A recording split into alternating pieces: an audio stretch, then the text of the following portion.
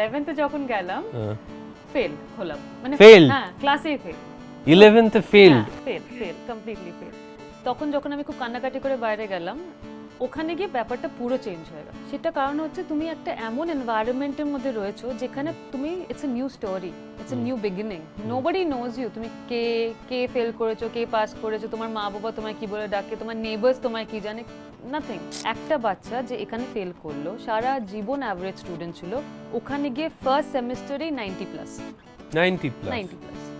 তারপর থেকে আজ পর্যন্ত আমার বাড়িতে কোনো ডিস্টিংশনের কম আসেনি আমার থেকে। Do you think Bengal's education system somehow failed you? I would say Bengal's education ecosystem failed me. Okay. তুমি টিচার বলতে পারো, প্যারেন্টস বলতে পারো, এরা সবাই তোমার স্টেক হোল্ডার। টিউশন টিচার বলতে পারো। কমিশনারের অফিসে যেতে যেতে একটা মেয়ের ভয় লাগে। We are in the most unsafe society. That's all I can say. তুমি ব্রিটিশ পার্লামেন্টে স্পিচ দিয়েছো, সেটা কি নিয়েছিল? ফ্যাশন রেভলিউশন বলে একটা জিনিস হয়েছিল সেই সময়, রানা প্লাজা ডিজাস্টার। এটা হচ্ছে বাংলাদেশে হয়।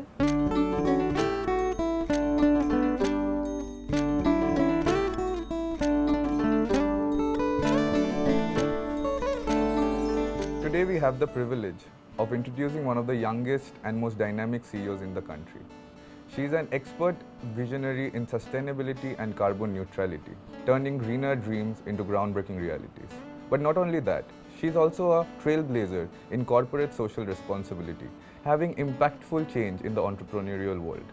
As we dive into her incredible journey, her groundbreaking insights, today let's get inspired from Annesyssa Ghosh Kumar. Annesyssa, welcome to the show. Thank you.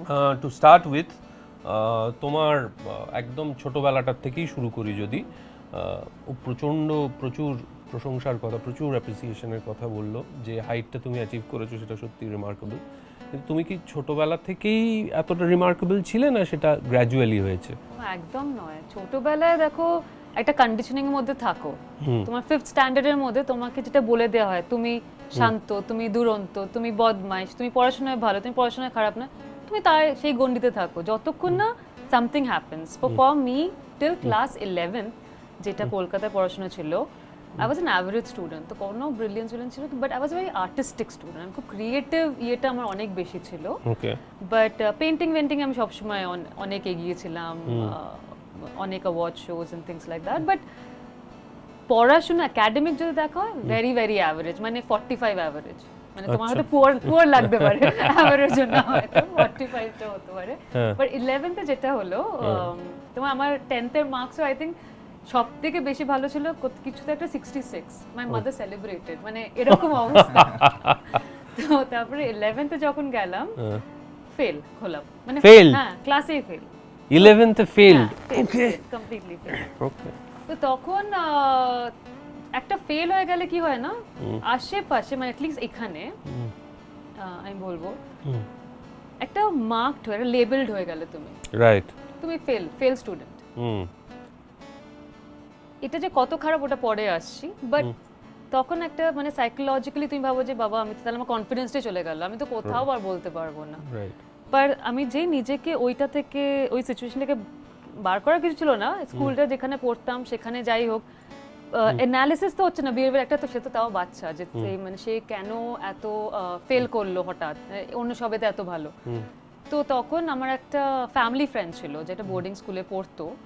I saw like ছেলেটা কি ইন্ট্রোভার্ট ছিল যখন সে বাচ্চা আমাদের বাড়িতে আসতো। মা স্কুল থেকে এসে দেখছি মানে একদম has a very different accent, খুব ভালো কথা বলছে, মানে অনেক জিনিস নিয়ে মানে তার অনেক নলেজ, একটা অ্যানালিসিস করতে পারছে সিচুয়েশনকে। সে তখন আমার থেকে ছোট।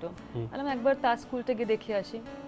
কান্নাকাটি করে বোর্ডিং স্কুলে গেলাম, মানে কান্নাকাটি করে, কেন বাড়ির লোক কখনো আমাদেরকে কেউ বোর্ডিং স্কুলে পাঠানোর কথা ভাবতেই পারে না। খুব আদরে বাড়ি তো, হ্যাঁ প্যাম্পার্ড ঠিক বলবো না, বাট কাছে রাখবো।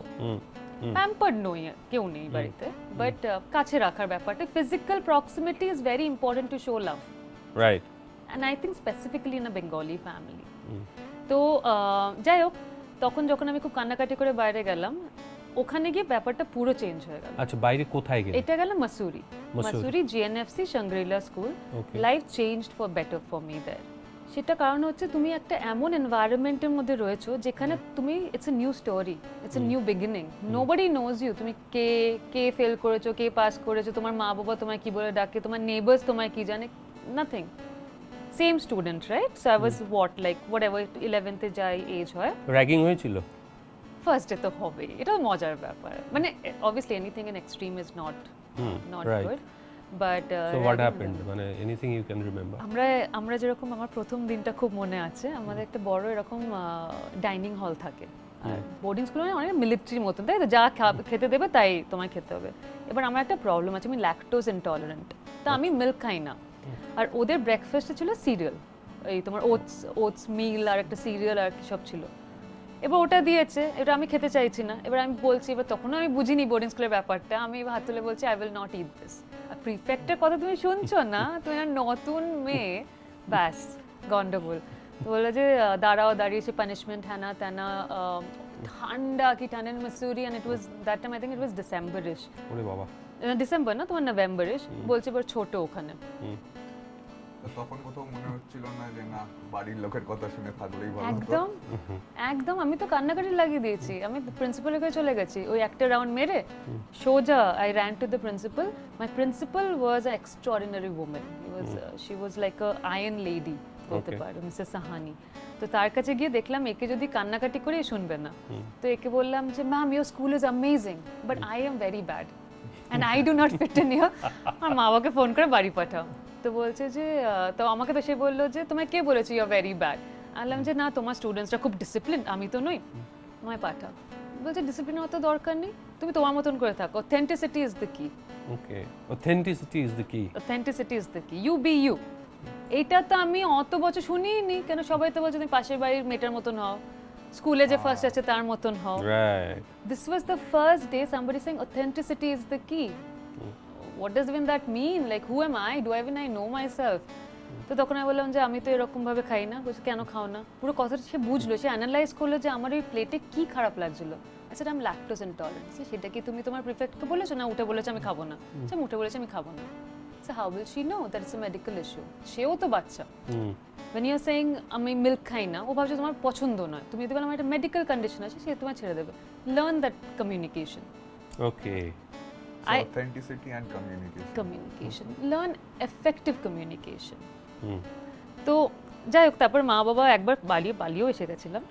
হ্যাঁ কান্নাকাটি করে আমি থাকবো না হাতে পায়ে পড়ে যে তুমি বাড়ি নিয়ে যাও, আমি খুব ভালো স্টুডেন্ট হয়ে যাব। বাড়িতে এসেছি এক সপ্তাহের মধ্যে, না ভাই ফেরত যাব। You started liking it there? No, I realized the difference in environment.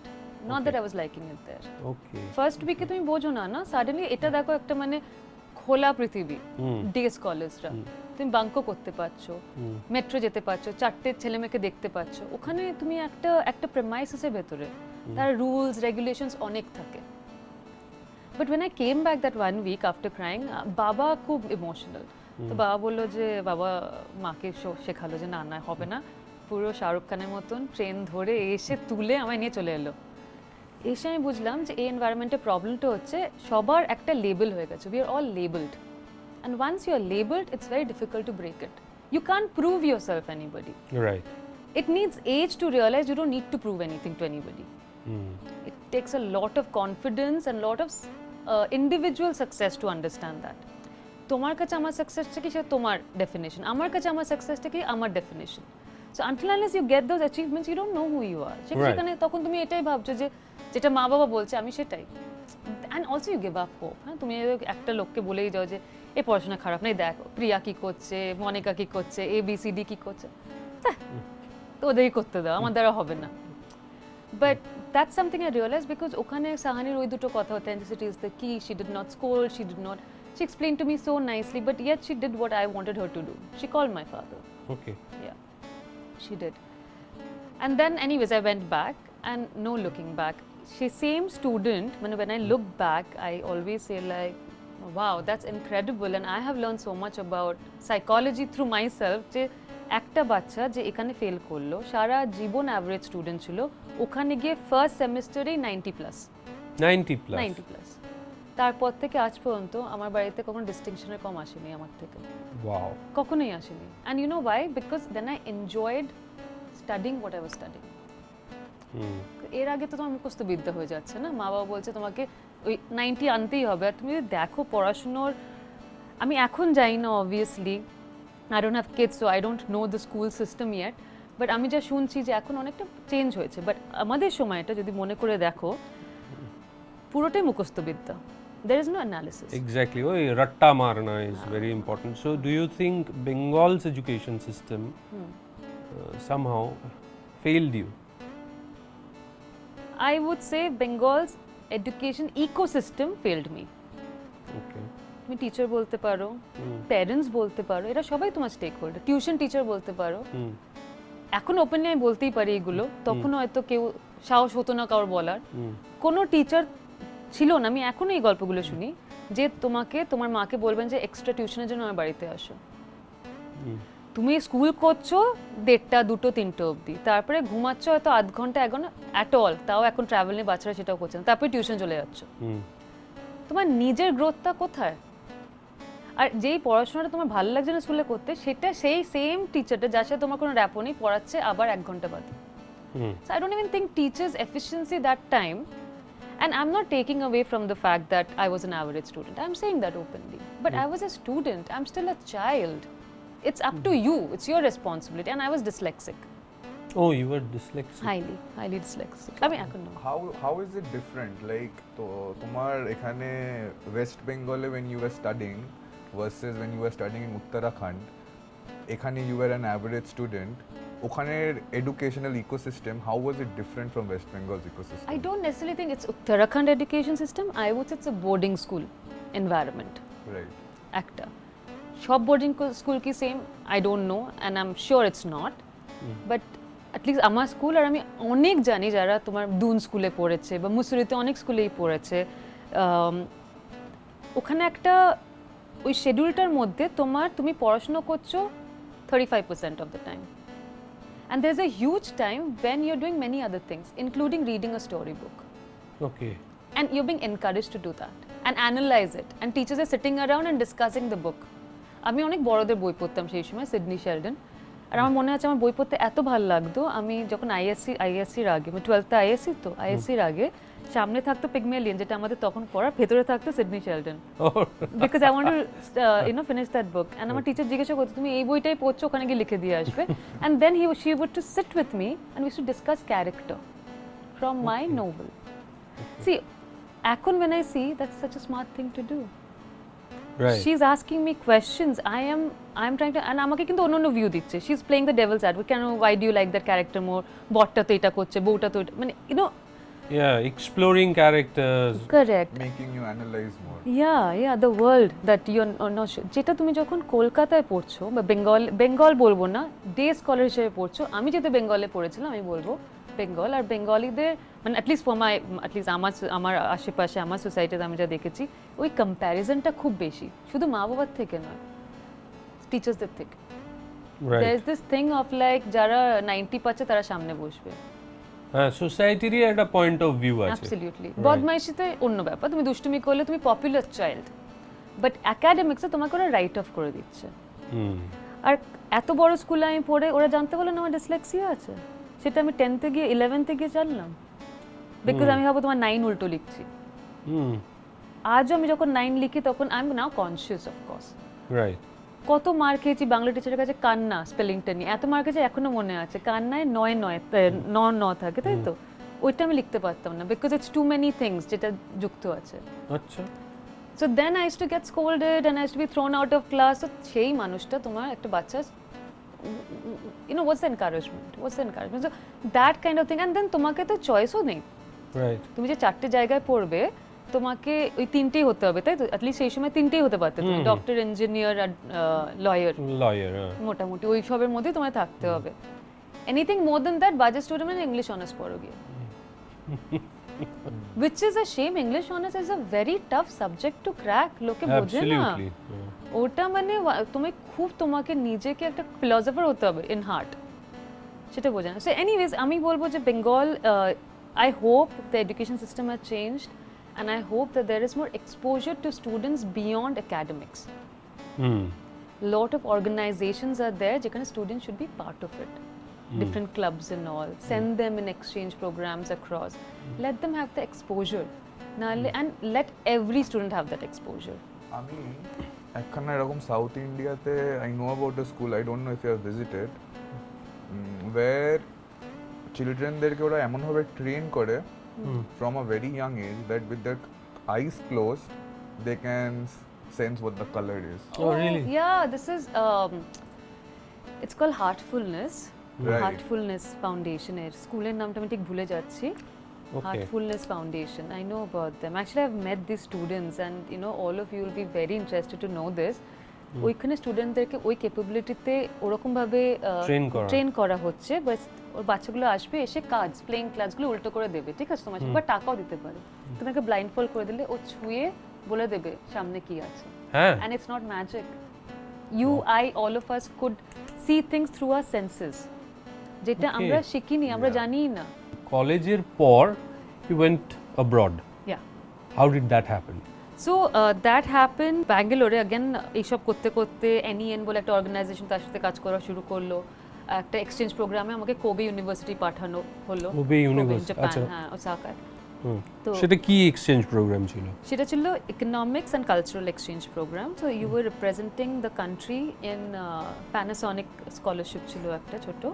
তো you were kind of had to talk about the cultural differences between India and Japan, and economic wise ও কিছু ডিসকাশন ছিল। আর সবথেকে ভালো যেটা আমার খুব পছন্দের ছিল, যখন আমাদেরকে as a lecturers used to sit down and we used to give lectures in the university. So that also gives you a lot of confidence, and we had some great debates. কেন অনেকেই বাইরের দেশে সেই সময়ও ভাবতো যে India মানেই হচ্ছে মেয়েরা ঘুমটা পড়ে বাড়িতে বসে আছে, কিন্তু আমি তাদেরকে ওটা দেখানোর জন্য, but Japan is one of the most oppressive patriarchy. আচ্ছা, হ্যাঁ, একটা ফ্রেন্ডের বাড়িতে গেছিলাম, যেহেতু ইউনিভার্সিটি ছিলাম, একটা উইকেন্ডে ও বলে তুই আমার বাড়িতে এসে থাক, ওর বাড়িতে খাবো দাবো, বিকজ আমার খাবারের একটু প্রবলেম হচ্ছে, আমার ফার্স্ট ফরেন ট্রিপ, আর তখন ছোটও ছিলাম। তো আমি ওর বাড়িতে গিয়ে যখন খাচ্ছি, আমার মনে আছে ওর মা সকালবেলায় 4টে ঘুম থেকে উঠতো, ঠিক আছে, সকাল 4টে ঘুম থেকে উঠতো, উঠে রান্না বান্না করে ক্লিনিং করে 7:30টার মধ্যে বেরিয়ে যেত ফ্যাক্টরিতে কাজ করতে। ফ্যাক্টরি থেকে ফেরত গ্রসারি নিয়ে আসতে আসতে তার 7:30 8টা, এসে খাবার বানিয়ে খাইয়ে জামাকাপড় পরিষ্কার করে নিজে চান করে ঘুমাতে ঘুমাতে 1টা, আবার 4টে উঠে চলে যেত। বাপ রে বাপ। অ্যান্ড বাবারা কিন্তু ডোমেস্টিক চোর্সটা করছে না, একদমই করছে না। তুমি যদি ওই সময়কার দেখো CEOs অফ জাপান, কতগুলো মেয়ে আছে দেখতে। So then I had like, because we were studying so much, we were having that discussion, we had, মানে আমার কাছে ওই অপরচুনিটি ছিল তাকে সব জিজ্ঞাসা করার জন্য, সেখানে আমি শিখতে পারলাম। তারপর ইন্ডিয়াতে উইপ্রো থ্রু থেকে, কারণ আমাদের অনেক ইন্টার্নশিপ করতে হলো, আমি শিখতে পারলাম যে একটা কোম্পানিতে জেন্ডার ডাইভার্সিটি একটা খুব দরকারি কম্পোনেন্ট। তোমার ESG বলে একটা জিনিস হয়, এনভায়রনমেন্টাল সোশ্যাল গভর্নেন্স, এখন বেশি শোনা যাচ্ছে, কিন্তু বিদেশে সেটা তখন থেকে শুরু হয়ে গেছিলো অলরেডি, যে বড় বড় কোম্পানিতে এইগুলো তোমায় করতে হবে। অ্যান্ড দিস ইজ, তাতে তুমি বুঝবে তোমার কোম্পানিটা ইজ আ রেসপন্সিবল কোম্পানি কিনা। তোমার কোম্পানি যদি রেসপন্সিবল কোম্পানি হয়, তাহলেই বড় বড় ব্যাংকস অ্যান্ড ইনভেস্টার্স তোমাকে সাপোর্ট করবে, নাহলে তোমার PR-ও একটা প্রবলেম হয়ে যাবে। Also you should be a responsible company by itself, সেটা একটা অন্য ডিসকাশন অলটুগেদার। সো when I came back from all of that, আমি বুঝলাম যে আমার এই জায়গাটা খুব পছন্দ হচ্ছে। কেন দেখো, তখন ততদিন যতটা পড়াশোনা করছিলাম বা কাজও করছিলাম, it was in the more not for profit space, right? আচ্ছা, তুমি যদি ভাবো ওটা ক্লাবস করছি, সোসাইটিস বানাচ্ছি, I was enjoying it, but সেখানে না লেভারেজের চিপটা খুব কম। তুমি হাত পাচ্ছ, তুমি হাত দিয়ে কিছু দিচ্ছ না। And to convince you are, তুমি 5 ঘন্টা লোকের বাইরে বসে আছো, লোকের বাড়ির বাইরে, বাট যখন তুমি লোকটার সাথে গিয়ে কথা বলছো, it's still like they are doing you a favor. Right. You have to give something. Yeah. তো তাতে বুঝলাম যে if I at that point that question was there, যে how can I have the bigger leverage to do good? I have to convince you that you have to do good and to beg you for it. What is the leverage? What is the roundabout? তো যে কোবের ইউনিভার্সিটির experience, তারপরে Wipro CSR একটা ছোট internship মতন ছিল আমাদের, ওটা পড়ে দেখলাম উইপ্রো একটা ফ্যান্টাস্টিক CSR, তখনও মানে কর্পোরেট সোশ্যাল রেসপন্সিবিলিটি পলিসিস বানায় একটা, তো একটা কোম্পানির, এখন সেটা পরে লিগাল হয়ে গিয়েছে, 2% তোমার দিতে হবে, বাট সেই সময় ওটা ভলেন্টারি ছিল, দিতেও পারো নাও দিতে পারো। হ্যাঁ, তো তো তখন আমি বললাম তার মানে বড় বড় কোম্পানিজগুলো এগুলো করে, এগুলো আমরা জানি না। তো তখন আমি ভাবলাম যে এটা তো একটা বড় লেভারেজ, আমি যদি কোম্পানি থ্রু থেকে ইদার আমার নিজের কোম্পানি করুক বা আমি যদি একটা কোম্পানির হয়ে থ্রু থেকে করতে পারি, imagine the reach, the amount of good you are able to do versus 10,000 পকেটে নিয়ে। Exactly. With big budgets and everything, you can think big actually. Yeah, and bigger collaborations, right? The more number of people come in, the more better your impact is. Right. Work better হয়ে শুধু লাভ নেই, ইম্প্যাক্টটা better কিনা সেটা খুব দরকার। তো সেটা আমি বুঝলাম যখন আমি বুঝলাম যে আমার তো নিজের ওরকম টেকনিক্যাল নো হাউটা নেই। তো তখন আমি একটু সময় নিলাম যে তাহলে সিএসআর দিয়ে পড়াশুনো হবে কিনা। তো টেসে একটা এরকম একটা কোর্স মতন ছিল, একটা ছিল। তো বাড়িতে এলাম আমার গ্র্যাজুয়েশনের পরে 2 মাসের জন্য, জাস্ট টু সি যে পরের স্টেপটা কি। ভেবেছিলাম তখন এখানে একটা অর্গানাইজেশন রান করব, তারপরে আস্তে আস্তে দেখবো কি করে। বাড়িতে চেয়েছিল যাও চাকরি করো, বোঝো ব্যাপারটা কি হয়, মানে আমি ব্যবসা জয়েন করতে চাইনি বাড়িতে। তো তখন আইটিসিতে গেছিলাম, কারণ আমি বাড়িতে বলছি মার্কেটিং করতে, মানে মার্কেটিং বা ফাইন্যান্সের জন্য ওদের ইন্টারভিউতে আছে, কিন্তু আইটিসিরও তখন সিএসআরটা খুব ভালো ছিল। আচ্ছা, আমি ভাবলাম যদি আইটিসিতে করি তাহলে একটুখানি শিখতে পারবো। বাই দ্যাট পয়েন্ট তুমি একদম মানে শিওর হয়ে গেছিলে 100% যে সিএসআরই পারসু করবে? হ্যাঁ, না সিএসআর পারসু করবো এটা শিওর হয়নি, কিন্তু এই ডোমেনে কাজ করবো এটা শিওর হয়ে গেছিলাম। রাইট। এবার সেটা সিএসআরও হতে পারে, সেটা পলিসি মেকিংও হতে পারে, সেটা কিছু একটা হতে পারে। কিন্তু আমি তো কোনো গাইডিং ফোর্স পাচ্ছি না, মেন্টর পাচ্ছি না। এটা তো আর অন্য কোনো ওপেন সাবজেক্ট না যে আমি তোমাকে জিজ্ঞাসা করবো। তো এক্সপিরিয়েন্স না থাকলে যে যার মতন জ্ঞান দিচ্ছে, জ্ঞানের সাথে যেটা আমি পড়াশোনা করছি তার কোনো মিলছে না। তো তাতে আমি বুঝতে পারলাম যে এটা তো আমার পড়াশোনা করতে হবে। যাই হোক, এখানে এসে আমি আবার যেরকম এগুলো তো আমার ভেতরে ছিল, তো হয়তো আমি বললাম যে এখানে আরেকটা করবো, ক্লিন আউট ড্রাইভ। আমি বসে থাকতে পারি না, আমার কিছু একটা করতে হবে, মানে you have to be active, তোমাকে কন্ট্রিবিউট করতেই হবে। তাই আমি বললাম যে তাহলে আমি এখানে একটা ড্রাইভ করি। ড্রাইভ তোমার সবসময় বড় ড্রাইভ করতে গেলে 2 মাস মতন সময় লাগে।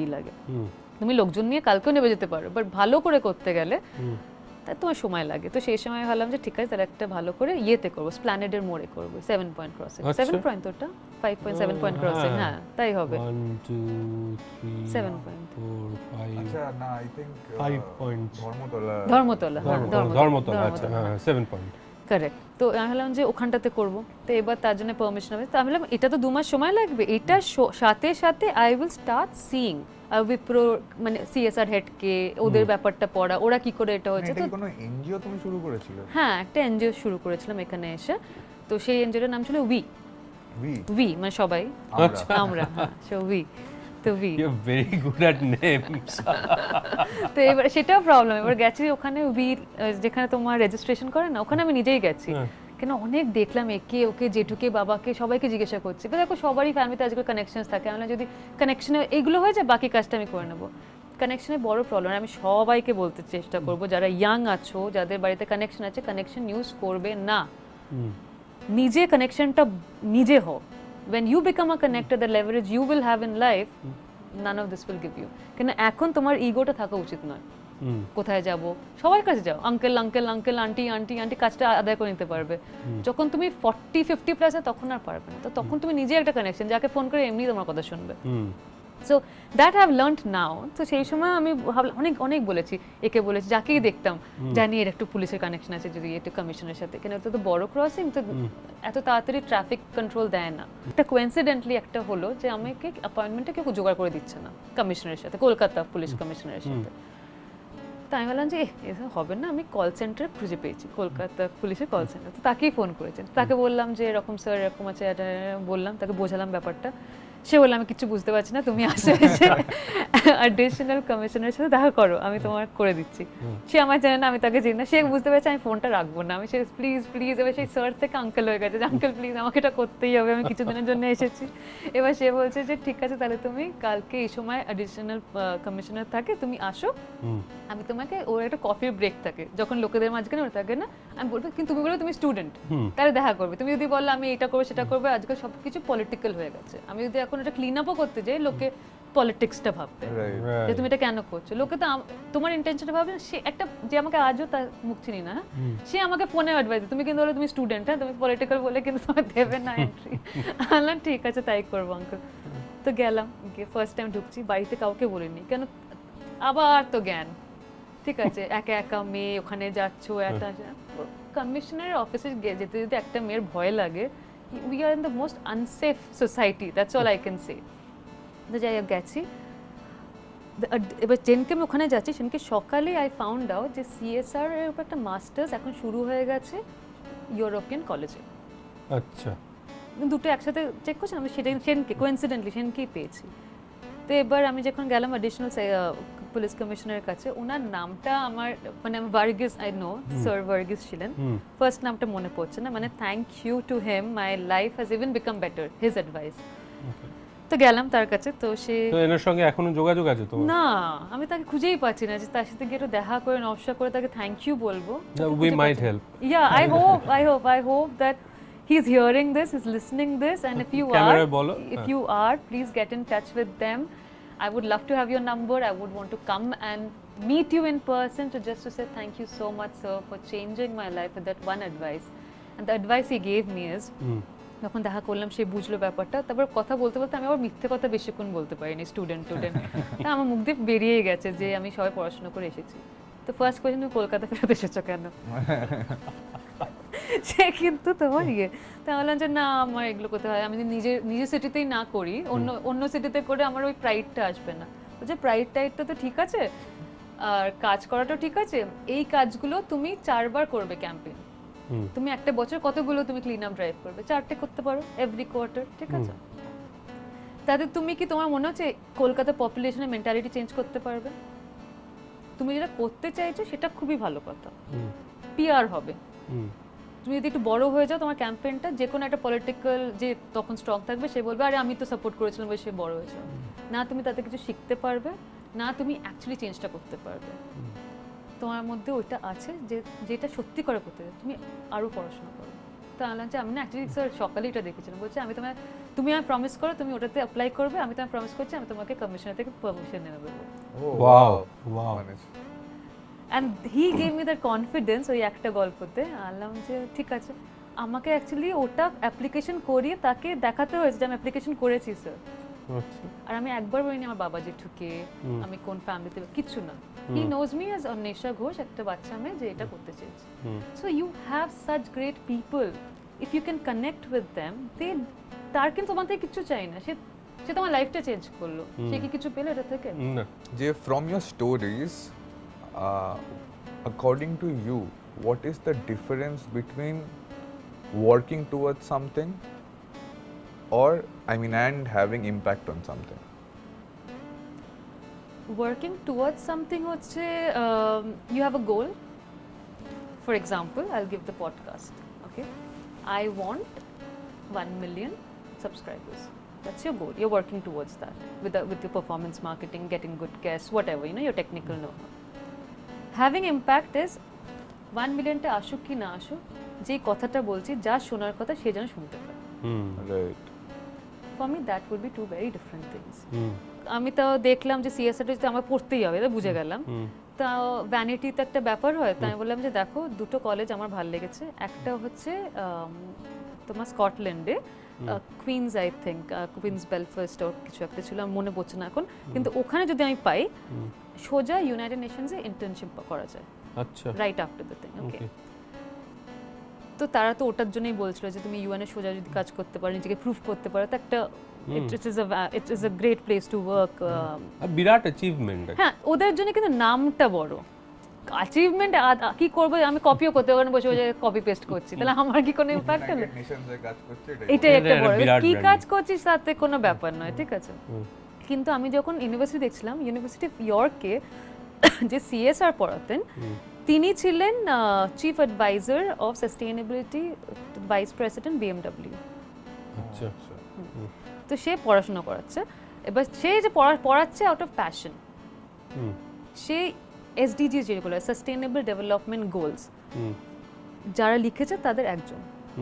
ও আচ্ছা। হ্যাঁ, তা আমি বললাম যদি এনাকে ধরতে পারি, এনার থেকে শিখতে পারি, আমার তো বড় বড় পজিশন তো অনেক পরের ব্যাপার। দেখো বড় বড় পজিশন তো একটা গোল তুমি পেয়ে গেলে, তারপরে কি I will kill my soul আমাকে শিখতে যদি না পারি। তো ওইটা একটা ডিবেট ছিল, বাড়িতে ওটা কত মানছিল না। তো যাই হোক কিছু করে মানি টানি ইউনিভার্সিটি অফ ইয়র্কে গেলাম যে আমার যার থেকে শেখার সেটা শেখাটা বেশি হয়। সে তো অ্যাডভাইজার টু দ্য SDGs, এখানে তো আমাদের ইন্টার্নশিপই দিচ্ছে। তো ওখানে আমি ওনার জন্যই যাওয়া হয় আমার ইউনিভার্সিটি অফ ইয়র্ক, যে ওনার আন্ডারে পড়াশোনা করবো বলে। আমি কভার লেটারও তাই লিখেছিলাম যে এনার আন্ডারে যে ইনি আমার মেন্টর হয়।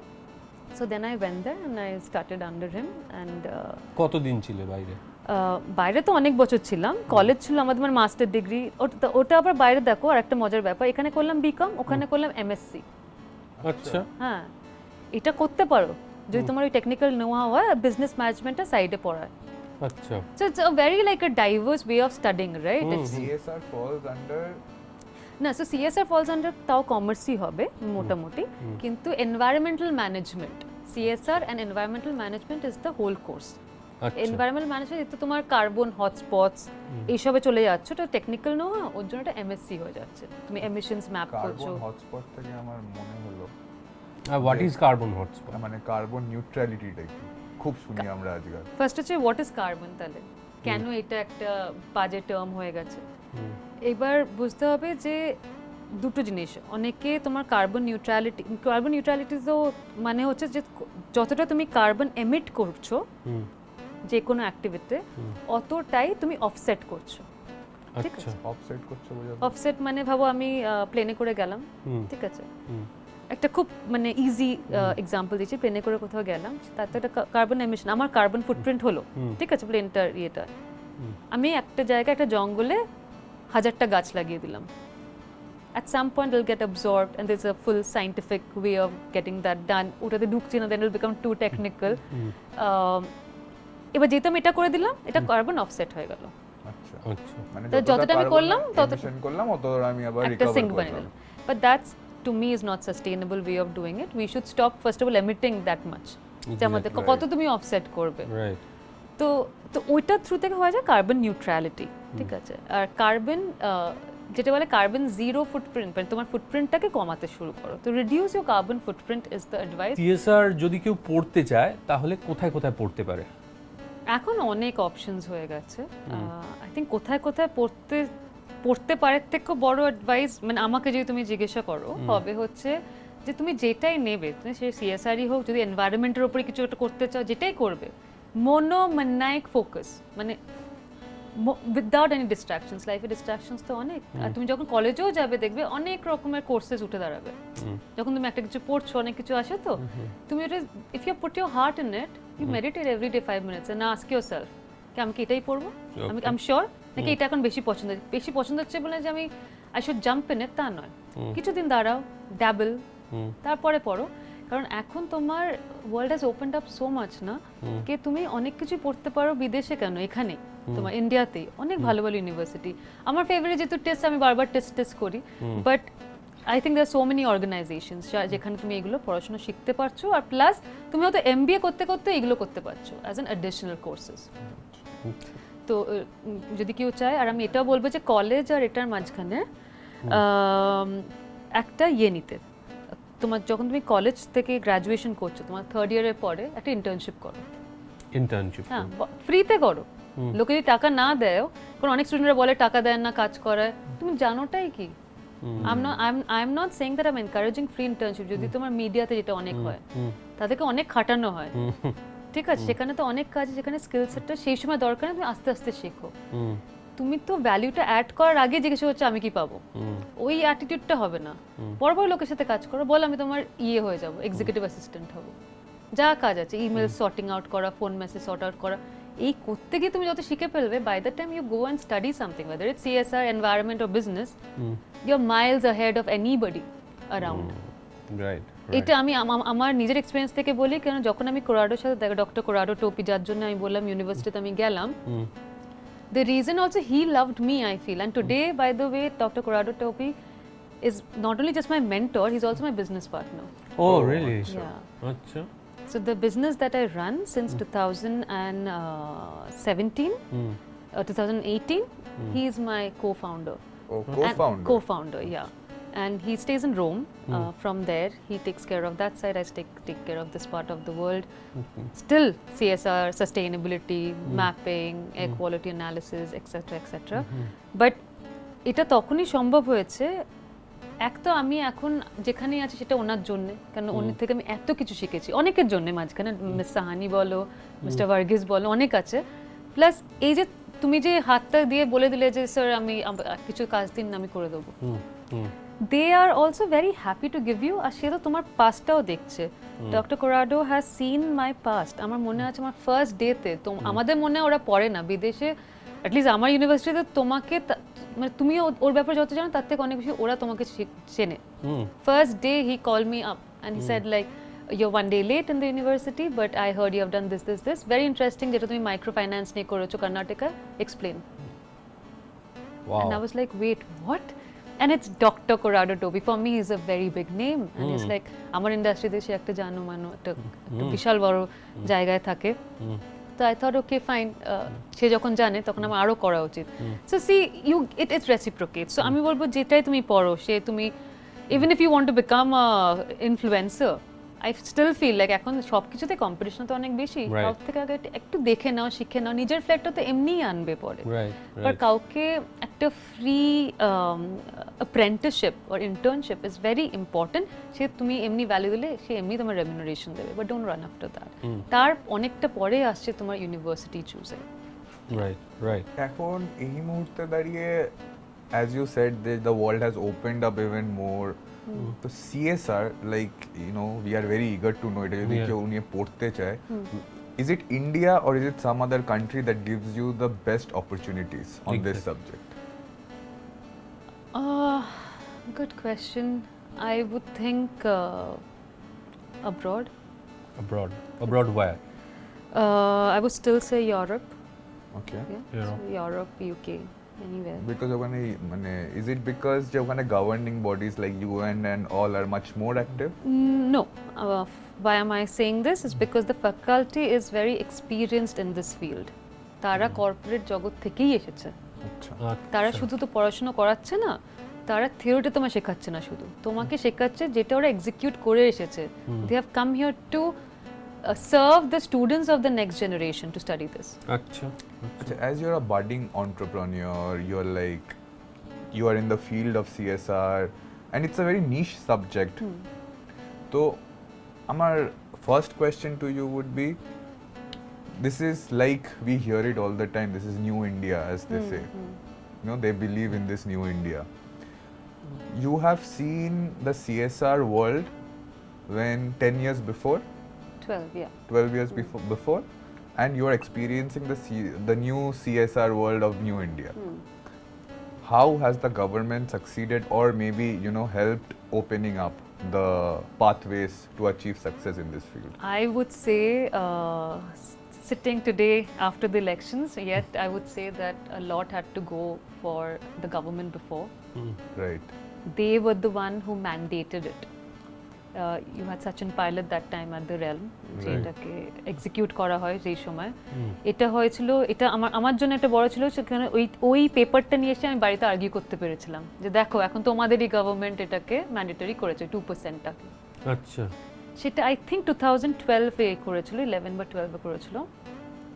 তো তখনই একটা জোল্ট বিজনেস ফ্যামিলিরা পেয়ে গেছিল যে এবার ওটাকে রিপোর্ট করতে হবে। একটা তুমি করছো, দেখো ইন্ডিয়ানসরা যদি তুমি দেখো এমনি as a community we are philanthropist,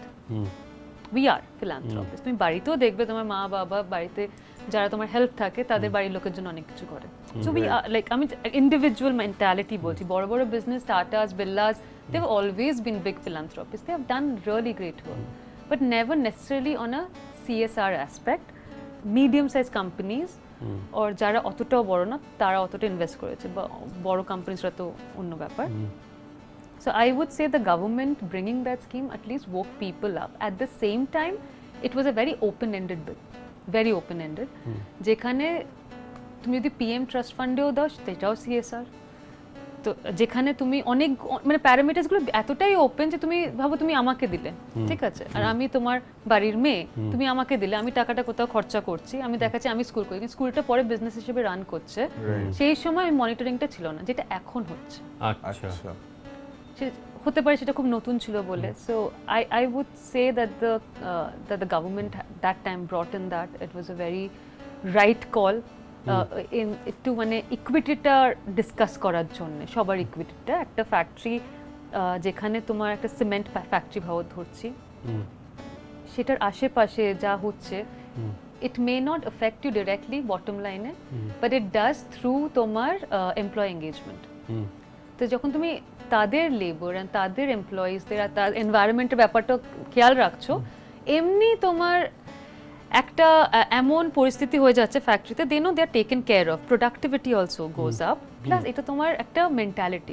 it is a responsibility যেটা তোমার এমনি করা উচিত সেরকম ভাবে বলবো গভর্নমেন্টের এটা খুবই একটা ফিউচারিস্টিক থট ছিল করেছিল অনেক ধরে এই বিলটা নিয়ে ডিসকাস হচ্ছিল এখন আমি বলবো অনেক company and it's a kudos to all the big companies in India অনেকে 2% অনেক বেশিও করছে আচ্ছা that's good that's very good yeah great so the scenario is changing yeah so now let's move on, let's talk about your achievements তো তুমি British পার্লামেন্টে speech দিয়েছো সেটা কি নিয়েছিল সেটা ছিল তোমার ফ্যাশন রেভলিউশন বলে একটা জিনিস হয়েছিল সেই সময় রানা প্লাজা ডিজাস্টার এটা হচ্ছে বাংলাদেশে হয় 2014 if I'm not wrong 14 সেখানে একটা বড় গার্মেন্ট ফ্যাক্টরি ভেঙে পড়ে while it was in a working condition lots of people dies now যখন তুমি দেখছো ওই ফ্যাক্টরিতে কাদের জামা বানানো ছিল these are bigger brands I'm not naming those brands you can study it you can read about it but these are very big brands that you and I use on a daily basis and the reason behind ছিল কেন ওটা হয়েছিল কেন compliances গুলো খুব loose ছিল আচ্ছা এবার যারা তোমার ব্রিটিশ রিটেলার্স তারা বলছে যেটা ফ্যাক্টরির ফল্ট ফ্যাক্টরি বলছে এরা বেশি টাকা দেয় না এটা ওদের ফল্ট কেন সব রেসপন্সিবিলিটি তুমি কাকে পাস অন করবে তো সেটা নিয়ে পার্লামেন্টে একটা স্পেশাল টাস্ক ফোর্স বানানো হয় সেটাতে I was a part of it I gave a speech on the realities in Bangladesh of the stories of horror যে ভাবো তোমার মেয়ে ওখানে গেছে কাজ করতে ওরা তো সেলাই করছিল মা এসেছে মারা তো গেছে একটা ব্যাপার কিন্তু বডিটা খুঁজে পাচ্ছে না মান্থস ওই রাবেলসের আন্ডারে রয়েছে মান্থস ওখানে বসে আছে এন্ড ইটস একটা স্টিঞ্চ হয়ে যায় অতগুলো হিউম্যান বডি যখন ওরকম ভাবে ডিকম্পোজ করে কোনটা কার বডি খুঁজে যাচ্ছে না কার হাত একদিকে কার পা একদিকে যখন এইটা রিয়ালিটি গ্রাউন্ডে তখন আমরা ডিসকাস করছি এটার পেমেন্টটা কে করবে and that's the reality of today's world যখন তুমি সাপ্লাই চেইন গ্লোবালাইজেশনকে আমরা খুব গ্লোরিফাই করি তো যে open world globalization is great economic development হয়েছে কিন্তু ইনক্লুসিভ গ্লোবালাইজেশন যেটা আমাদের দরকার এক্সক্লুসিভ গ্লোবালাইজেশন না সেটা রানা প্লাজা ডিজাস্টার একটা জোল্ট দিয়েছিল ব্রিটেনকে আর বড় বড় কান্ট্রিতে যেখান থেকে জিনিস এখানে তুমি অ্যাজ আ কনজিউমার তখন তো কোয়েশ্চেন করবে যে আমি এই জামাটা পরি XY ব্র্যান্ড থেকে এত কিনি এত টাকা খরচা করছি তুমি যে বানাচ্ছে তার লাইফটা ইজ নট ইম্পর্টেন্ট তুমি একটা চিপ জামা পরে বলে কারণ কনজিউমারেরও ফল্ট আমাদেরও ফল্ট আমরা একটা জামার আগে দেখি সেটা 1000 টাকা দাম না 1200 টাকা দাম না 990 টাকা দাম 990টাই কিনবো যদি সেম দেখতে হয় we don't want to analyse কে ওই জামাটার পেছনে কে বানিয়েছে কোথা থেকে বানিয়েছে তোমাকে কি একটা স্লেভারির মধ্যে রেখে বানানো হয়েছে এগুলো তো ভাবে না কেউ আমি এনভায়রনমেন্টের ব্যাপারটাতে যাচ্ছি না আমি জাস্ট হিউম্যান ডেভেলপমেন্টের কথাটা বলছি তো সেইটা নিয়ে যখন we wrote a paper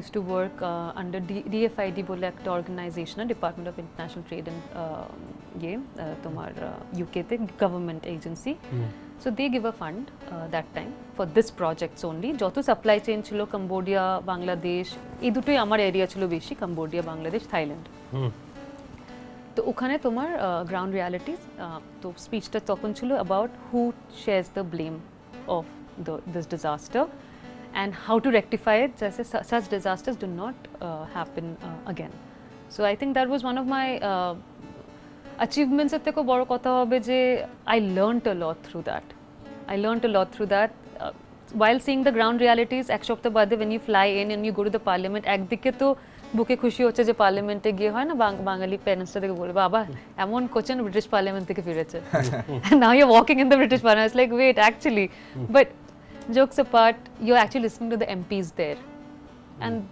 they also have their viewpoints every stakeholder I believe not innately কেউ খারাপ হয় না সবাই একটা ভুল কাজ করে তখন এই জন্য করে কারণ সেই সময় তার কাছে সেটা সার্ভাইভালের জন্য দরকার ছিল বাট লোকে সেটা কনসিকুয়েন্সটা ম্যাপ করে না এটাই হয়ে গেছে প্রবলেম তো এই সব বার্ডেন্সগুলো কি করে ব্যালেন্স করা যায়, এজেন্সিস কিরকম লাগবে যেখানে এগুলো মনিটর হবে সবগুলো factories, specifically for the bigger brands যারা বড় বড় টার্নওভার দিচ্ছে, কম শর্ট টাইম লাইন দিচ্ছে।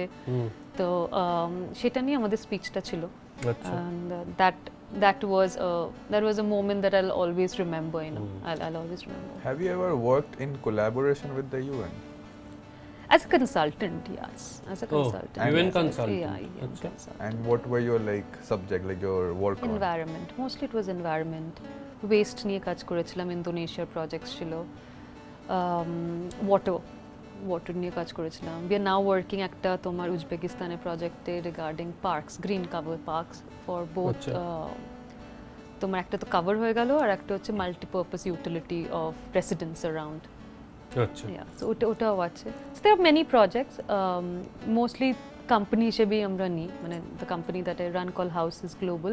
So Houses Global gets this projects, কখনো ইন্ডিভিজুয়ালি হয়, and then we run this projects. When did you buy your first car with your own money? 2015.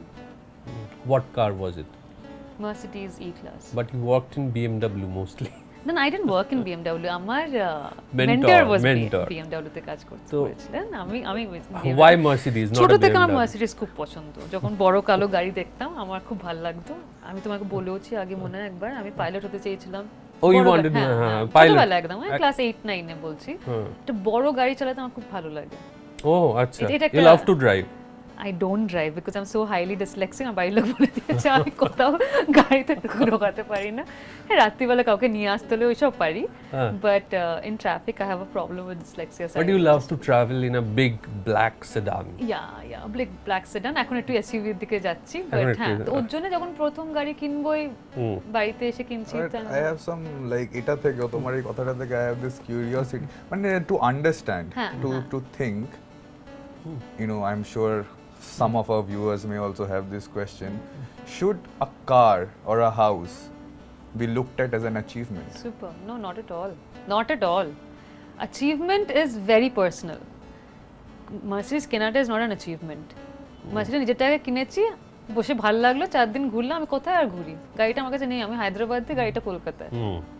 তারপরে এটা কিনেওছি, তারপরে আবার CSRটাও পড়াশোনা করেছি, ওটা টাকা দিয়ে কিনেছি, ওইটা একটা ভালো লাগলো, আর সবাই জানতেও পারলো। This is very interesting যে CSR নিয়ে পড়াশোনা করেও মার্সিডিজ অবধি যাওয়া যায়, অ্যাপোলো ফাউন্ডেশনের CEO হওয়া যায়, ফলে শুধু ডাক্তার, শুধু ইঞ্জিনিয়ার, শুধু CA, শুধু লয়ারের বাইরেও যেটা তোমাকে স্যুট করছে, যেটা তোমার প্যাশন, সেই প্যাশনটা নিয়েও যদি কেউ পারসু করে, তাহলে আমরা সাধারণত মেটেরিয়ালি যে কমফর্টগুলো বা যে অ্যাচিভমেন্টসগুলো, খুব মেটেরিয়াল অ্যাচিভমেন্টস, কিন্তু সেগুলো অ্যাট টাইমস কোথাও গিয়ে ম্যাটার করেই যায় আজকের সোসাইটিতে, তো সেগুলো অ্যাচিভ করা সম্ভব।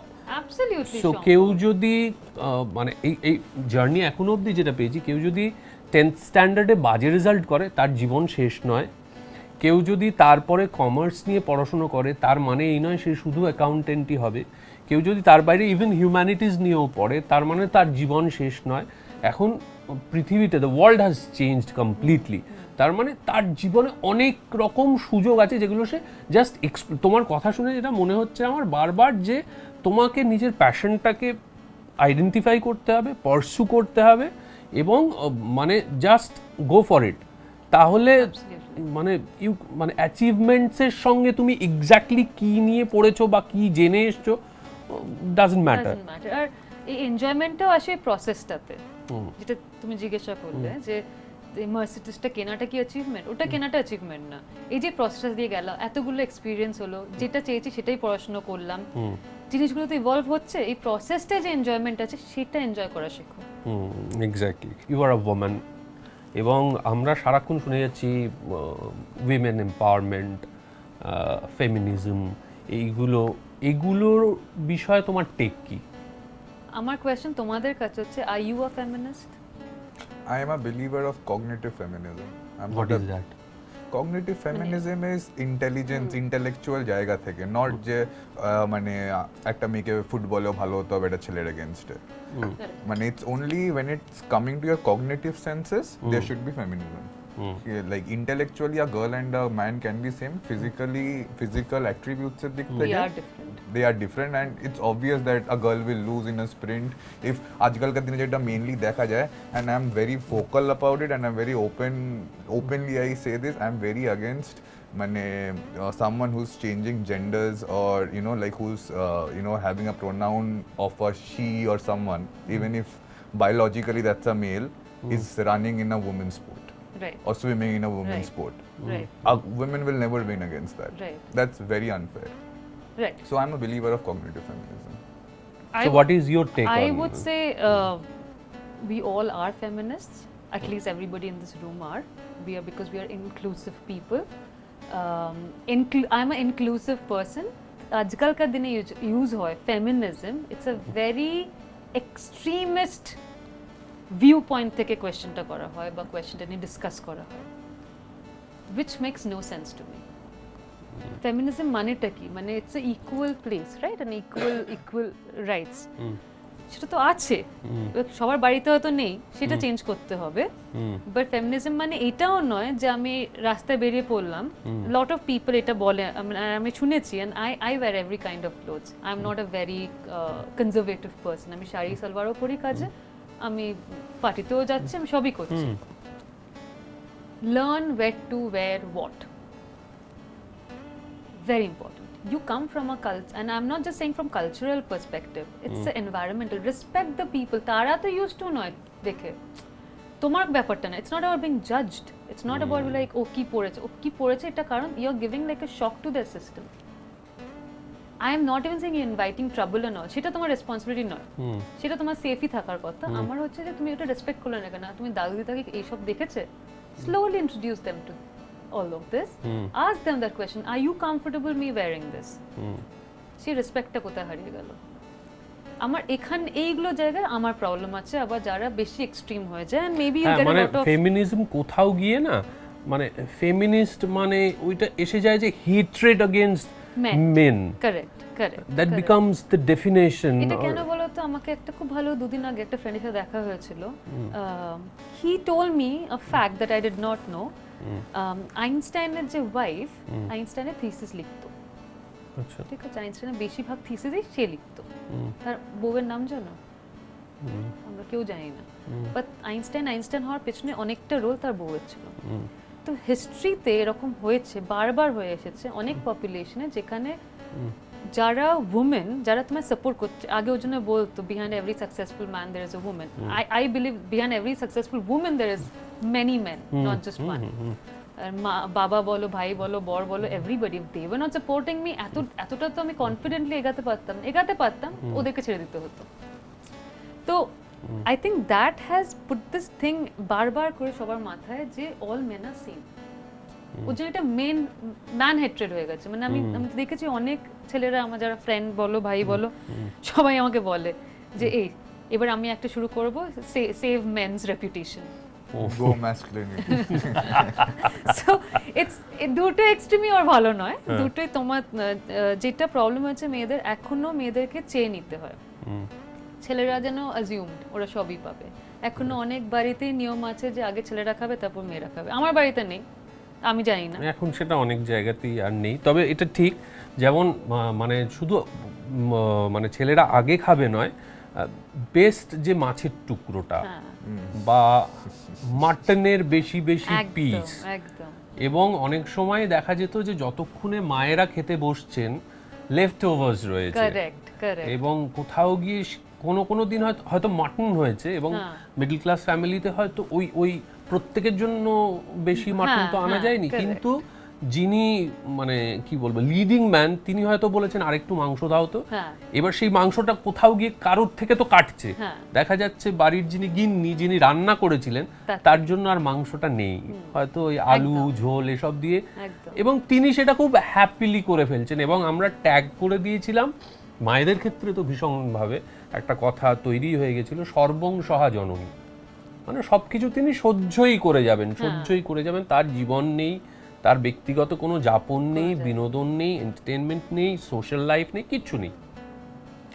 সেটা ঠিক ছিল না অবভিয়াসলি, কিন্তু আজকের যুগে সেটা অতটা নয়। আরবান সোসাইটিতে হয়তো, কিন্তু তার বাইরে এখনো সোসাইটির অনেক বড় একটা অংশ যেখানে তুমি ডিরেক্টলি কাজ করেছো, সেখানে কোথাও কোথাও কি এখনো এটা এক্সিস্ট করে? একদম In your experience, gender pay gap টা কি is a reality? Yes, I mean ওনার ইন্ডাস্ট্রিতে ওনাকেও জিজ্ঞাসা করতে হবে, এটা তো রিয়ালিটি। আমাদের ক্ষেত্রে অনেকটাই উল্টো অ্যাকচুয়ালি, আমাদেরটা কিন্তু অ্যাকচুয়ালি masculinity ফিমেল ডমিনেটেড, কারণ আমাদের গল্পগুলো ভীষণ central character protagonist is the heroine, এবং everything evolves or revolves around her only. এবং আমাদের টপ রাইটার্স যারা আজকের যারা টপ রাইটার্স, শাহানা দত্ত, লীনা গাঙ্গুলি, শাশ্বতী দি, সবাই হচ্ছেন মহিলা, ঠিক আছে মোটামুটিভাবে। এদিকে স্নিগ্ধা বাসু, এরা সবাই মহিলা। আচ্ছা, আমাদের চ্যানেলের যত ইপি এক্সিকিউটিভ প্রডিউসার্স মোস্টলি মহিলা। দেখো মোস্টলি মহিলা একটা কথা, sorry for cutting you, just কোয়েশ্চনটা এটা ছিল আমার, তাদেরকে একবার জিজ্ঞাসা করা উচিত তাদের জায়গায় যে একটা মেল থাকতো, আর the pay same or not. মানে if মহিলাদের পে স্কেল হায়ার। আচ্ছা, তো maybe then you Lina Di is actors filthy rich. She is great at her job.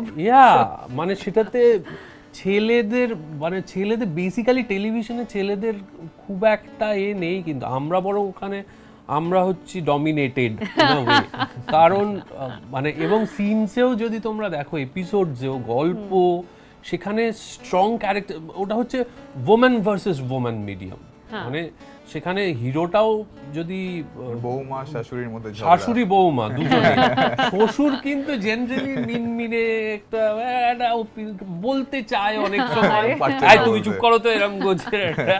এবং মানে আমরা ছোট থেকে যেটা দেখে এসেছি সেটারও রিফ্লেকশন আছে। যেমন আমাদের মোস্টলি আমাদের বেশিরভাগের বাড়িতেই, আমার বাড়িতে তো বটেই, মাই হচ্ছে ডমিনেটিং ফোর্স, মা হচ্ছে মা দুর্গা। মানে তুমি রান্না করতে হলে বলবে এই কিছু খাওয়া খেতে দাও, আর সবচেয়ে বড় কথা তুই কিছু জানিস না, এইটা যে এটা আমরা কিন্তু এটাই মানে কি করছিস এটা কিচ্ছু জানে না। বাট আমার কিন্তু মহিলাদের এই ডিপ্লোমেসিটা বাড়িতে খুব ভালো লাগে। আমার মা ফর এক্সাম্পল এসে বলবে বাবা তুই কি খাবি আমাকে আজ দুপুরে বল, আমি বলে দিলাম ধরো আমি ফ্রাইড রাইস খেতে চাই মা, আমি দেখো দুপুরবেলা ভাত বাটার, তাহলে পারপাসটা কি জিজ্ঞেস করে আমাকে। সেটা হচ্ছে আমরা বুঝি ওপেন ডায়ালগ ইজ ইম্পর্টেন্ট, করবো হয়তো আমাদের নিজেদের, এট লিস্ট ডায়ালগে তোমরা আছো, এটাও তো একটা ব্যাপার। কিন্তু যখন অন্যদিকে আসবে ডায়ালগই নেই। হ্যাঁ, তো টেলিভিশনের ক্ষেত্রে যেমন আমি একদম খুব, আমরা হয়তো আমরা অ্যাক্টার্স বলে বা আর্টিস্ট বলে বা এন্টারটেইনার বলে আমরা অনেক বেশি লিবারাল আউটসেটে কাজ করি, সেখানে কেউ কাউকে পোশাক নিয়ে তো জাজ করেই না, কেউ স্মোক করলে কেউ জাজ করে না, কেউ বুজ করলে কেউ জাজ করে না। আমরা না খুব স্বাধীন একটা এনভায়রনমেন্টে কাজ করি, ঠিক আছে, এবং সেখানে পে গ্রেডটার মধ্যেও ইনডিসক্রিমিনেশন নেই বললেই চলে, at least in television. Web series বা মুভিজের ক্ষেত্রে আমি অতটা অ্যাওয়্যার নই বলে বলতে পারবো না, কিন্তু টেলিভিশনের ক্ষেত্রে অ্যাবসলিউটলি নেই।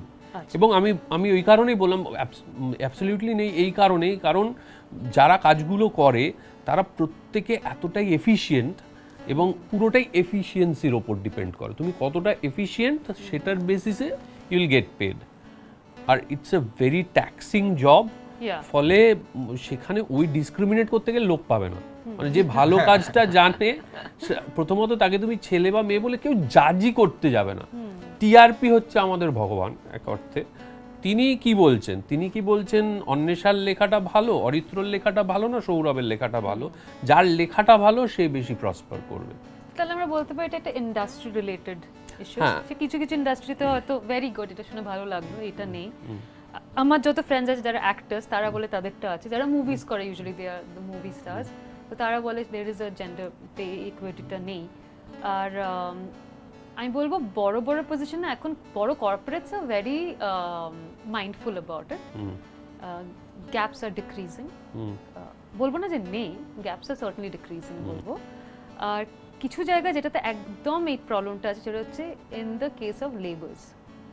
রাইট, আমরা বড় পজিশনে কথাবার্তা বলা উচিত না, বিকজ বড় পজিশনে কেপিআইস আছে, তোমার জন্য টিআরপি, আমাদের জন্য কেপিআইস, তুমি ডেলিভার করো তুমি টাকা পাচ্ছ। কারণ it's a very different exposed people যাদের সাথে তুমি বসে কথা বলছো।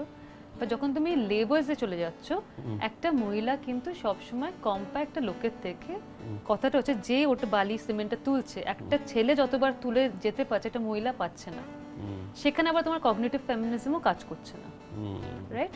তো আমাদের উচিত তাকে ওই কাজটা দেয়া যেটা সে বেশি পারবে, সর্টিং, অ্যাসেম্বলিং, যেটা বেশি efficient, instead of giving in the same manual labour. Physically we are not same. আমাদের মাসে একটা প্রবলেম আছে যেখানে 5 দিন আমরা অতটা কাজ করতে পারবো না, হোয়াট এভার কনসিডারিং দ্যাট। ঠিক ঠিক। তো ওই কনসিডারেশনে কিন্তু ওই জায়গাটাতে, ওই ওয়ার্ক ফোর্সটাতে জেন্ডার পেটা এখন আমাদের we must discuss, especially government should intervene, whereas many other industry I think we can fight and win it. I think we can fight and win it, yeah. Definitely.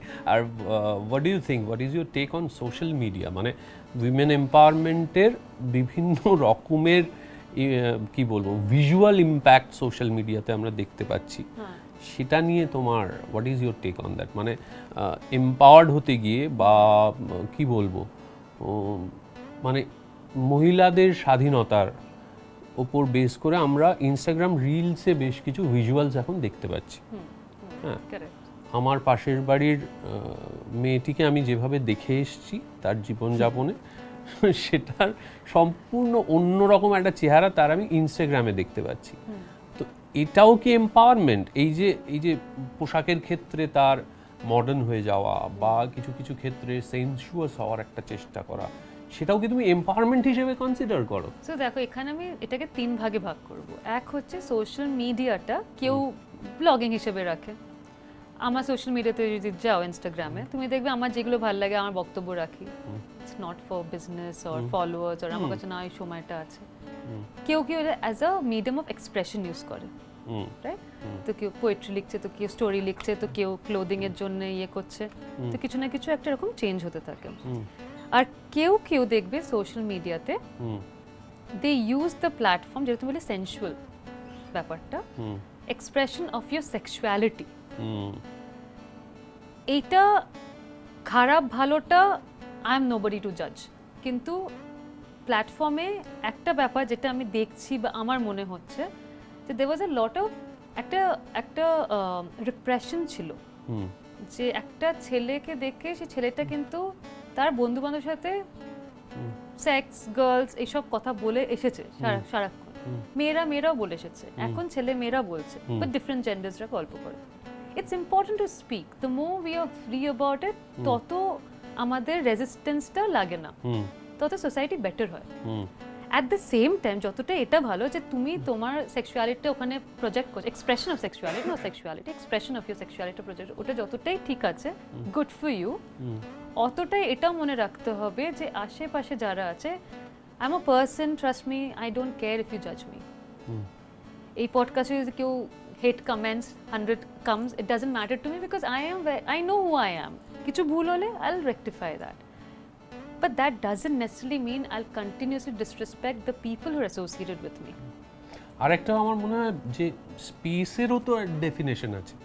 মানে তোমার কি মনে হয় যে মানে generally social media platforms are public platforms, anybody can access that or your followers can access that, এবং তুমি এমন কিছু করছো যেগুলো কোথাও গিয়ে তোমার প্রাইভেট স্পেসের জিনিস, যেটা তুমি পাবলিক স্পেসে বা পাবলিক ডোমেনে নিয়ে আসছো, এবং তুমি মানুষকে অ্যালাউ করছো to comment on that, rather you are encouraging যে comment more. There are certain videos where people keep on saying comment, like comment, like comment, like comment, subscribe. We also say about our channel. Exactly. না, আমি বলছি তার মানে তুমি তোমার private একটা ভিডিওকে প্রথমত পাবলিক ডোমেনে নিয়ে এলে, এবার সেটার উপর তুমি লোকজনের কমেন্টস চাইছো। এবার কিছু কিছু লোকজন যখন তাদের মজার মতো বা তাদের যে তুমি কোথাও তারা সেটাকে ইন্ডালজেন্স হিসেবে নিয়ে যখন কমেন্ট করছে, তখন তুমি ভীষণ রেগে যাচ্ছ এবং রিঅ্যাক্ট করছো। Correct. What is your take on that? Again এইটাও একটা কিন্তু খুব কমপ্লেক্স ম্যাটার যেটা বললে তুমি। এটাতে কি হচ্ছে, সে তার পার্সন, এবার দেখো এনিবডি অ্যাবভ 18 আমার চোখে মনে হয় they know enough to understand consequence of that. তুমি যখন নিজেকে ওরকম প্রজেক্ট করলে, you need to understand it's a two way street. তোমাকে তার রেসিপ্রোকেশনটাকে অ্যাকসেপ্ট করতেই হবে। তুমি ঝগড়া করছো কমেন্টে, দ্যাটস ইয়োর প্রবলেম, তোমার কাছে ফ্রি টাইম আছে করো, এটা একটা অ্যাটেনশন সিকিং, তাই না? তুমি বুঝে গেছো যে আমার বডিটা specially as I not say women because men thirst ট্র্যাপসও অনেক হয়, ঠিক আছে? তো আমি এখানে উইমেনের কথা শুধু বলছি না, সব জেন্ডারে একটা ওই ব্যাপারটা থাকে। Expression sexuality is good, but at the same time যদি আমি আমার বডিতে কমোডিটি করে নিয়েছি, হাতটা বেশি চলবে তো হাতটা বেশি দেখাচ্ছি, পাটা বেশি চলবে পাটা বেশি দেখাচ্ছি, এবার যদি কারোর আমার পাটা ভীষণ পছন্দ হয়ে যায়, সে অবসেসড হয়ে যায়, I should be ready for that, right? I should be ready for that.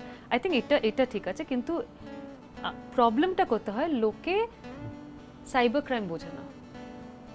আমার প্রবলেম হচ্ছে এখানটাতে, সে তোমার ওই পায়ের ছবিটা নিয়ে কি করছে you don't know, you are opening a monster's mouth, কি বেরোবে তুমি জানো না ওখান থেকে। এবার সব থেকে আমার প্রবলেম হচ্ছে সোশ্যাল মিডিয়া, টিকটক তো এখন সোশ্যাল মিডিয়া রিলে বাচ্চা ছেলেমেয়েরা একটা সেন্সুয়াল গানে দেখবে ডান্স করছে, তারা ভাবছে ওটা স্টেপ, তোমার হাত পা ওখানে যাওয়ারই কথা নয়, ঠিক? ফার্স্ট অফ অল তুমি এটা কেন এক্সপোজড আমি সেটাই জানি না, বাট ঠিক আছে এখন সবার হাতে একটা করে সেলফোন, ওটা এক্সপোজড হয়ে রয়েছে।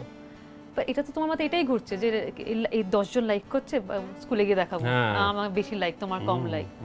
সো এখন ইকুইটিতে এমন জায়গায় এসে গেছে যে যেটা সব থেকে ডেরোগেটরি জিনিস করবে ওটা তো এন্টারটেইনমেন্ট, লোকে বেশি লাইক করবে, তো আমি আরো করি। হ্যাঁ, ক্রিঞ্জ ভিডিওস বেশি লাইকস পায়।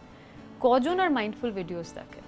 খুবই কম একটা ইয়ে দেখে। And I hope somebody proves me wrong through statistics যে বেশি লোক মাইন্ডফুল ভিডিও দেখে, কম লোকই ক্রিঞ্জ ভিডিও দেখে। বাট আমি মনে আছে আমার বাড়িতে এক সময় একজন কাজ করতো, তার মেয়েটাকে, তুমি যেরকম তোমার নেইবারের কথা বললে, ওর মেয়েটা আমার বাড়ির পেছনে একটা স্টাফ কোয়ার্টার আছে, ওখানেই বড় হয়। আমি ওকে মাঝে মাঝে আমার বাড়িতে এনে ঘরে এনে আমি যখন কাজ করি ওকে বসে পেন্টিং শেখাই, ও পেন্টিং করে করে। আমি মেয়েটাকে ওনাভাবে দেখেছি। আমি আবার যখন গাড়ি নিয়ে বাড়িতে ঢুকি ও ওখানে দাঁড়িয়ে থাকে, আমি আজকে এই পেন্টিং করেছি, তো আমি কখনো ফট করে না 6টার আগে বাড়ি ঢুকি না অফিস থেকে। তো একদিন আমি 3টে-4টে নাগাদ এসে গেছি, আমি দেখছি ও নাচছে আর আমার সিকিউরিটির ছেলেটা ভিডিও করছে। আর নাচটা আমি কাত্তাক বাত্তাক করি, বলিউডও ভালো ভালো নাচ আছে, সেই নাচ না, it is sensual. They don't have the understanding that you are exposing a child's face who is maybe 10 years old or 11 years old to an enormous amount of predators, cyber predators. Forget যে ওই মেয়েটাকে ধরবে, মেয়েটার মুখটা কোথায় কোথায় use হবে তুমি জানো না?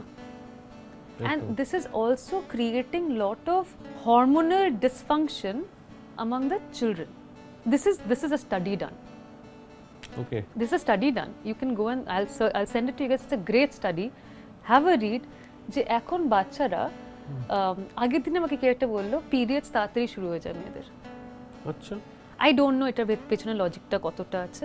তা আমি যখন সে একটা ডাক্তার, তাকে জিজ্ঞাসা করলাম কেন, সে বলছে তারা ম্যাচিওরড থটস তাদের মাথায় তাড়াতাড়ি আসছে। I don't know, again I'm not an expert, I don't know এটা correlationটা, but আমি জানি আজকে see again sex education is a great thing, I'm absolutely pro it, but সেটা রেসপন্সিবল সিটিজেন বানানোর জন্য, সেটা ওভার ইন্ডালজ করার জন্য না, তাই না? তো এবার যেহেতু এই কন্টেন্টগুলো এতটাই অ্যাভেলেবল ওদের কাছে, বাচ্চাদের কাছে, তুমি বাবা মা হিসেবে কত কন্ট্রোল করবে? ফোন ল্যাপটপ সব নিয়ে নিতে হয়। ঠিক ঠিক। আমি দেখেছি বড় বড় মানে মা বাবারে ভাবো আঙ্কেল আন্টিরাই দেখেছি, ওই বাচ্চা তোমার নাতি নাতনি যে হোক সেরকমভাবে নাচছে, সেইগুলোই লাইক করছে, দেখো কি মিষ্টি। এটা মিষ্টি নয়, এটা একদমই মিষ্টি নয়। ও যেন আমি নাচছে, পেটটা দেখিয়ে জামাটা গুটিয়ে, ও এটা ছোট্ট বেবি, ও কি করে জানবে? ও দেখছে সবাই হাততালি দিচ্ছে, আমি নাচছি, ও নাচছে। তো এই সেন্সগুলো যারা বড় হয় তাদের, আর সোশ্যাল মিডিয়া আমি জানি কারণ আমার কিছু ফ্রেন্ড তাতে কাজ করে, ইনস্টাগ্রামের কন্ট্রোল মানে কি বলে ওদেরকে, মানে কোনো ভিডিওকে তারা মানে বন্ধ করে দেয় যদি ওটা কিছু কিছু মেট্রিক্সেই হয়ে যায়, আর এইগুলো সেই মেট্রিক্সে বন্ধ হয় না। আমি অ্যাকচুয়ালি কিছু ভিডিও নিয়ে তাকে পাঠিয়েছিলাম, I'm not going to name her, I sent it to her and we had a great discussion and she said I know it's so unfortunate. একটা বাচ্চা মেয়ে, ওই যে ওই কি একটা গান ছিল তোমার নুরা ফতেহির, আমি একটা বাচ্চা মেয়ে ওরভাবেই নাচছে মাটির উপরে, but that gesture she doesn't understand what the gesture is. You and I understand that. That's not a gesture a baby should do. এটা তো সেই সময় ওটাকে ব্লক করে দেওয়া উচিত, যাতে মা বাবারা বোঝে যে ছেলে মেয়েদের হাতে ফোনটা কাজ, এটা তো ছেলে মেয়ে ওইটুকুনি। তুমি যেটা আপডেট করছো তোমার একটা প্রবলেম হবে, এটা পুলিশ কমপ্লেন হবে। এইগুলো সোশ্যাল মিডিয়াকে নিজেতে আনতে হবে। একটা টেকনোলজি যতটাই ভালো অতটাও খারাপ হতে পারে। আমি প্রো এসবে, but it's very very important ওই রেসপন্সিবিলিটিটা বোঝানোর জন্য। So again anything that you are putting out there, I am not anybody or none of us are who is questioning your expression of sexuality, your clothing, your anything. Just be safe. So according to what you are saying, কোথাও গিয়ে কি we can describe this as social media influence versus social media empowerment? Empowerment জানি না কত হবে এখন, যে generation এখন বেবিসরা বর্ন হচ্ছে, তো বর্ন হই তারা দে আর empowered, so and they have access to this tech. But I think social media monitoring, social media policies needs to get much more stringent, especially in our country, because আমাদের কান্ট্রিতে তারা কতটা পড়াশোনা করেছে বড় কথা না, স্মার্টফোন আগে চলে এসেছে। আমি যত ট্রাইবাল জায়গায় কাজ করি সবার হাতে একটা করে স্মার্টফোন আছে, ইউপিআই করতে পারে, জিপে টিপে করতে পারে তারা, যাদের কাছে ব্যাংক অ্যাকাউন্ট আছে, রিলস বানাতে পারে, বাট নট নেসেসারিলি এটা তাদের আইডিয়া আছে যে এটা কনসিকুয়েন্সেসগুলো কী। তো আই ফিল ওই মনিটরিংটা, ওই পলিসি মেকিংটা ফেসবুকের নিজের হওয়া উচিত, গভর্নমেন্টের এনফোর্স করা উচিত। We are a young country, the youth is huge and most of the youth lives, you have so many villages and tier 2 cities. আমি তো সিটির কথা বলছি, বাট সিটিতে তোমার ক্রাইম কন্ট্রোল করাটা ডিপেন্ডস অন কোন ফ্যামিলি থেকে আসছো, একটু তোমার সুপারভিশনটা ইজিয়ার আমার মনে হয়। গ্রামেও বাচ্চারা সেফ না আমি তা বলছি না, বাট আমি শুনি আজকাল গ্রামে সবাই, স্পেশালি বেঙ্গলি শুনি সবাই নাকি পালিয়ে যাচ্ছে বিয়ে করার জন্য 14 বছরে। এটা জানো কি? সবাই পালিয়ে যায় 14 বছরে বিয়ে করার জন্য, বিকজ এটা ওদের ফল্ট নয়। আমরা বলে দিই যে আমাদের ছেলেমেয়েগুলো ওই জন্য তাড়াতাড়ি বিয়ে এখনো দিয়ে দেয়। আমরা ভাবছি 18 এর আগে বিয়ে হচ্ছে না, বেঙ্গলে তুমি যদি যাও গ্রামে ধরো সত্যি করে দেখবে অবস্থা কি আছে, বিকজ ওরা এইসব দেখে, ভাবছে এইগুলোই রোম্যান্স, এইগুলোই একটা মানে প্লেজার, এর থেকে বেশি তো ওরা দেখছে না। তুমি যেটা দেখবে মানে যেটা আমরা সবাই বলি যায় তো লার্জার দ্যান লাইফ, যেটা ফিকশনে পাচ্ছে, and whatever you like keep consuming and you put yourself through it, তোমার ব্রেন ওটাকে গ্লোরিফাই করে ভাবে এটাই সেটা। এবার যদি মাইন্ডফুল কন্টেন্ট ওরা দেখে, এরকম পডকাস্ট দেখে 10টা, আরো তারা বোঝে ডিফারেন্ট টপিকের ব্যাপার, তারা ওই সব নিয়ে পড়াশোনা করবে, ওটা নিয়ে ভাববে। যদি এই নাচ গানা এইসবই করে যায়, নাচ গানটা খুবই ভালো জিনিস, বাট ইটস যেটা করছে relay it's not necessarily always very culturally sensitive. তো সেইগুলো আমার মনে হয় বড়দের সুপারভিশনটা খুব দরকার। আর যারা 18 এর উপরে তারা নিজেরা বোঝা যে কি কনসিকুয়েন্স হতে পারে। Thank you Anwesha, it was fantastic talking to you. আর আমাদের নিজেদেরও অনেক কিছু শেখার সুযোগ হলো, জানার সুযোগ হলো। ডেফিনেটলি আমাদের যারা অডিয়েন্স তাদেরও অনেক কিছু নতুন জানার সুযোগ হলো। খুব ভালো ক্যারিয়ার অ্যাডভাইস এলো। তোমার কেমন লাগলো বলো নিজে? Fantastic. I hope whoever heard, whichever part, একটা আমার that helps you যে শুনেছে, কিছু লোকের কথা মেনশন করেছি। আই হোপ তোমার পডকাস্ট তাদের কাছে যায়, যেরকম মিস্টার ভার্গিস, বাকিদের সাথে আমার কানেকশন আছে। আর যেটা মজা লাগলো যে তোমরা যেরকম কোয়েশ্চেন করলে অনেক কিছু আমার মনে পড়ে গেল। আই এম স্টিল রেমিনিসিং, একটা কোথাও যেন একটা, এটার পরেও হয়তো I will be reminiscing. So thank you. From your conversation তো কন্টেন্ট মাথায় আমার আরো এত ক্রিয়েট হয়ে গেছে, আমাদের নেক্সট কবে বসা যায়। হ্যাঁ এক্স্যাক্টলি, আমাদের খুব শিগগির আমাদের আরও একবার বসতে হবে, এবং আমাদের আরও অনেক কিছু জানার ছিল। বেশ কয়েকটা দিক অন্বেষার আমাদের এখনো এক্সপ্লোর করাই হলো না, সেটা নিয়ে হোপফুলি আমরা খুব শিগগির আরেকবার তোমাকে পাবো নিশ্চয়ই। আর তোমার যদি ভালো লেগে থাকে তাহলে প্লিজ ওই তোমার ক্যামেরায় আমাদের অডিয়েন্সকে বলে দাও to like us and subscribe. Time and Tide আমাদের পডকাস্টের নাম, টাইম অ্যান্ড টাইডকে সাবস্ক্রাইব করতে এবং লাইক করতে। I'm sure you've already liked and subscribed to Time and Tide, and if you're not, this is your time. Like and subscribe to Time and Tide.